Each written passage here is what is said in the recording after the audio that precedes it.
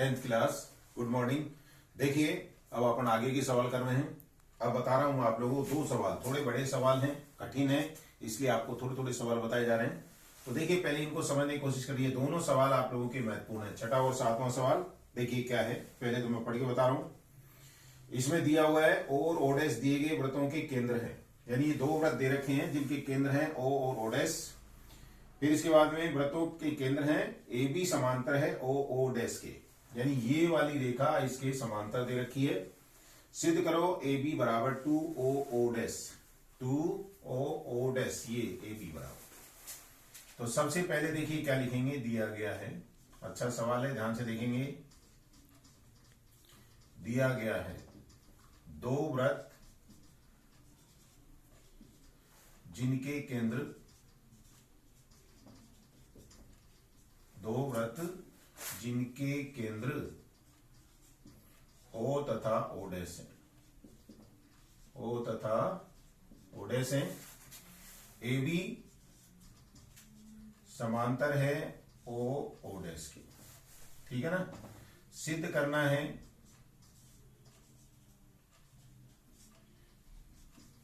सिद्ध करना है, क्या सिद्ध करना है, देखिए सिद्ध करना है अपने को, सिद्ध करना है ए बी बराबर 2 ओ ओ डैश, ए बी बराबर 2 ओ ओ डैश, ये अपने को सिद्ध करना है।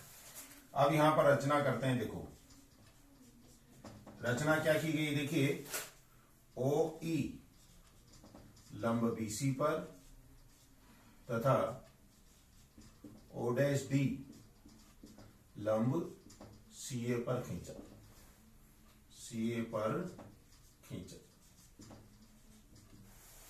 ठीक है ना। ये तीन चीजें हो गई, ट्यूशन में आप लोगों को दे रखा, उसी तरीके से अपन ने कर दिया। अब इसके बाद में देखिए क्या है, अब आते हैं उत्पत्ति पर। उत्पत्ति में देखिए सबसे पहले तो आपको प्रमेय लिखनी है, क्योंकि केंद्र से जीवा पर डाला गया लंब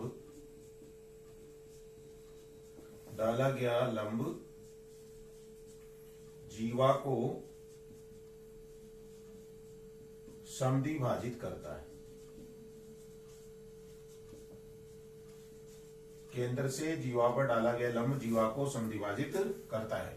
अब देखिए आप लोगों को पहले ओ ई लंब है किसके ऊपर, क्योंकि ओ ई लंब है किसके ऊपर, बीसी पर, इसलिए देखो बीई बराबर ईसी बराबर 1/2 बीसी, 1/2 बीसी।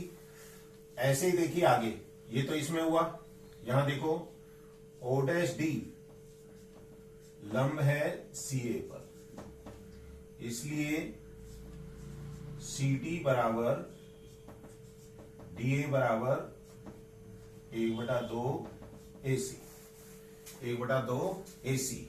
अब आप देखिए क्योंकि ये दोनों समांतर हैं, क्योंकि ए बी समांतर है किसके, ओ ओ डैश के, इसलिए अब आप देखिए यहां ए बी समांतर है ओ ओ डैश के, तो कहने का मतलब क्या हुआ, ये जो भुजा है आप देखिए, इसलिए ओ ओ डैश बराबर होगा किसके, ई सी के, ओ ओ डैश बराबर किसके होगा, ई डी के, ओ ओ डैश बराबर क्या होगा, ई डी के। अब ई डी क्या है, देखिए ई डी, इसको मैं लिख सकता हूं, देखो ये है 1/2 BC, 1/2 BC प्लस ईडी को देखिए अपन क्या लिख सकते हैं, ये थोड़ा सफाई से लिख देते हैं, ईडी, ईडी के दो टुकड़े हैं, EC plus CD, EC plus CD. EC को लिख देंगे अपन 1/2 BC और सीडी को लिख देंगे 1/2 AC। अब आप देखिए इनमें 1/2 कॉमन ले लिया, तो क्या बच गया, BC प्लस AC। अब आप देखिए चित्र में BC प्लस AC, यानी ये BC है और ये AC है, इनको जोड़ेंगे तो AB आ जाएगा, तो ये आ गया 1/2 AB, इसलिए AB बराबर ये 2 इधर आएगा तो 2 OO'। यही अपने को क्या करना है, सिद्ध करना है। अच्छा सवाल है, ध्यान से देखना, ठीक है ना। तो ये आप लोगों के हो गया कौन सा सवाल, ये था आपके छठा सवाल, बहुत ही अच्छा सवाल है। अगला सवाल देखिए, अब अगले सवाल में क्या है पहले उसको समझेंगे फिर उसके बाद में करेंगे। 7वां सवाल देखो,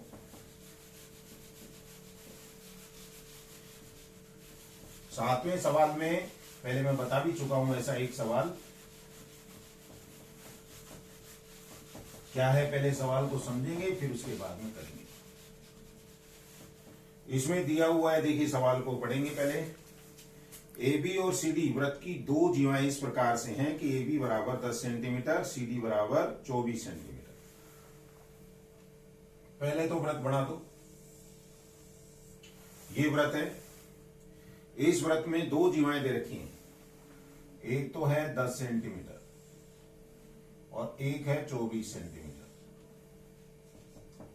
AB और CD, ये 10 सेंटीमीटर है, ये 24 सेंटीमीटर, ठीक है ना। फिर AB समांतर है CD के, ठीक है। AB तथा CD के बीच की दूरी 17 सेंटीमीटर, इनके बीच की दूरी, अब आप देखिए जैसे मान लीजिए इसका केंद्र है, इनके बीच की दूरी, ये वाली दूरी दे रखी है कितनी, 17 सेंटीमीटर, यहां से लेके यहां तक 17 सेंटीमीटर है। तो वृत्त की त्रिज्या ज्ञात करो। वृत्त की त्रिज्या ज्ञात करनी है तो ये जो केंद्र है इसको पहले मैं इससे मिला देता हूं और इसको इससे मिला देता हूं। तो ये मान लेते हैं वृत्त की त्रिज्या कितनी है, R। वृत्त की त्रिज्या कितनी है, R सेंटीमीटर है। अब आप देखिए चित्र, देखिए आप लोग चित्र को समझिए। यहां पर 2 जीवाएं दे रखी हैं, AB और CD, इनके बीच की दूरी दे रखी है 17 सेंटीमीटर। अगर मैं मान लो ये x ले लेता हूं तो ये कितनी दूरी हो जाएगी, ये वाली दूरी, ये हो जाएगी 17 माइनस x सेंटीमीटर, ठीक है ना। तो देखिए अब करेंगे कैसे, ये है आपके क्वेश्चन नंबर 7। माना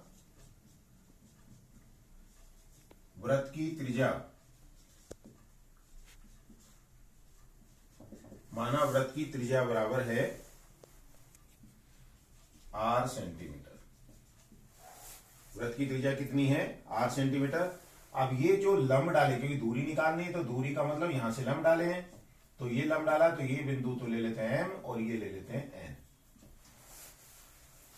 ठीक है ना। तो अब देखिए, तथा OM बराबर ले लिया अपन ने x सेंटीमीटर, इसलिए ON कितना होगा, ON बराबर हो जाएगा 17 माइनस x सेंटीमीटर। ये मेन चीज है समझने की है। देखो यहां पर अपने को वृत्त की त्रिज्या ज्ञात करनी है। सबसे पहले तो आप त्रिज्या मान लीजिए, त्रिज्या कितनी ले लेते हैं अपन, R सेंटीमीटर। फिर इसके बाद में इन दोनों जीवाओं की दूरी, केंद्र से दूरी निकालने का मतलब आप लोगों को केंद्र से इसके ऊपर लंब डाल देना है। तो लंब डाल दिया, लंब डालने पर अपन ने मान लिया ये OM जो दूरी है वो कितनी है, x सेंटीमीटर। तो जब ये पूरी दूरी कितनी है, 17 सेंटीमीटर, इसमें ये x है तो ये कितनी बच गई, 17 माइनस x सेंटीमीटर, ये मैंने लिख दिया। अब यहां पर आप लोगों को 2 समकोण त्रिभुज है, लेकिन उसके पहले आप लोगों को एक प्रमेय लिखनी है, क्योंकि केंद्र से जीवा पर डाला गया लंब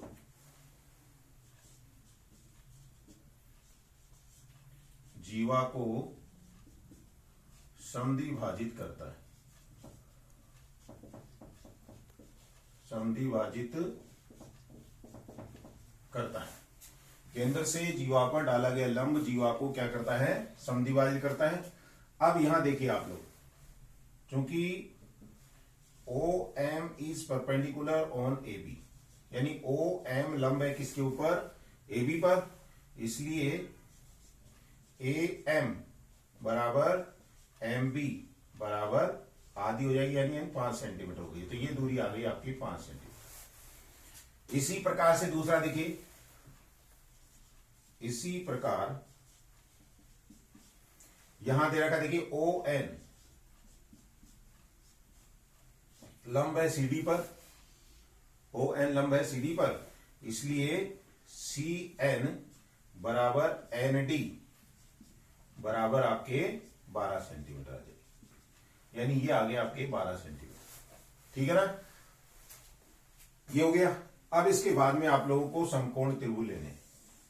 तो पहले मैं ये ले रहा हूं समकोण त्रिभुज OMA में, OMA में देखो, इसमें ये है OA स्क्वायर,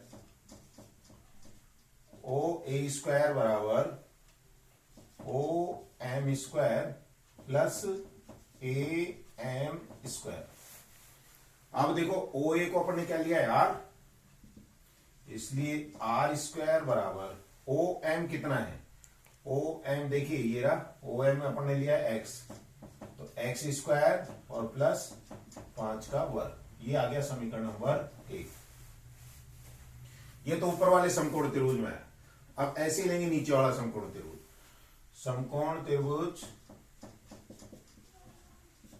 दूसरा है आपके ONC में, ONC में देखिए OC स्क्वायर बराबर ON square plus CN square. मान रखिए अब इसके अंदर OC क्या है R, तो R स्क्वायर बराबर ON कितना है 17 माइनस x का होल स्क्वायर प्लस CN 12 का होल स्क्वायर। ये आ गया समीकरण नंबर 2। अब आप देखिए इनमें समीकरण नंबर 1 और 2 में, ये मैं मिटा रहा हूं, समीकरण 1 और 2 से देखिए लेफ्ट हैंड साइड इन दोनों में बराबर है, लेफ्ट हैंड साइड दोनों में बराबर है, तो क्या होगा देखिए समीकरण 1 व 2 से, समीकरण 1 और 2 में देखिए लेफ्ट हैंड साइड बराबर तो राइट हैंड साइड बराबर होगी, तो कहने का मतलब क्या लिख दूं, एक्स स्क्वायर प्लस 5 का वर्ग कितना हो गया 25 बराबर 17 माइनस एक्स का वर्ग और प्लस 12 का वर्ग हो गया 144। अब इसको खोलेंगे पहले, तो यह है आपके एक्स स्क्वायर प्लस 25, इसमें लगाएंगे सूत्र ए माइनस बी का होल स्क्वायर, तो ए स्क्वायर का मतलब 17 का वर्ग माइनस 2 गुणा 17 गुणा एक्स प्लस एक्स स्क्वायर और प्लस 144। अब इस एक्स स्क्वायर से एक्स स्क्वायर कट गया, अब देखो क्या रह गया, ये तो हुआ 25 बराबर 17 का वर्ग हो गया 289, 289 और ये माइनस का 34x और प्लस 144। अब क्या करेंगे देखिए, ये जो 34x है इसको तो ले आते हैं इधर, इसलिए 34x बराबर 289 प्लस 144 और माइनस का 25। इसको हल करेंगे, देखो 9 4 13 का 3 हासिल 1, 13 का 3 हासिल 1, 433 माइनस के 25, ये आ गया किसके बराबर 34x के बराबर। तो x बराबर देखिए इसको माइनस करेंगे तो कितना आएगा, 13 में से 5 गए तो 8, ये 2 में से 2 गया 0, 408 और बटे में कितना 34, 34 एकम 34 और 34 दूनी 68, तो x का मान आ गया 12 सेंटीमीटर। x बराबर कितना आ गया 12 सेंटीमीटर। लेकिन अपने को तो r निकालना है, तो ये मान रख देते हैं समीकरण 1 में, x का मान समीकरण 1 में रखने पर रखेंगे तो देखिए क्या आएगा, आर स्क्वायर बराबर x की जगह लिख दो 12, 12 का वर्ग प्लस 5 का वर्ग, 12 का वर्ग हो गया आपके 144 और 5 का हो गया 25, दोनों को जोड़ेंगे तो ये आएगा 169, इसलिए r बराबर √169 और ये किसका वर्गमूल 13 सेंटीमीटर। तो कहने का मतलब जो वृत्त की त्रिज्या आई वो कितने सेंटीमीटर हो गई, 13 सेंटीमीटर हो गई। तो ये थोड़े बड़े सवाल थे, इनकी आप प्रैक्टिस करना। आगे के सवाल आपको कल बताए जाएंगे। धन्यवाद।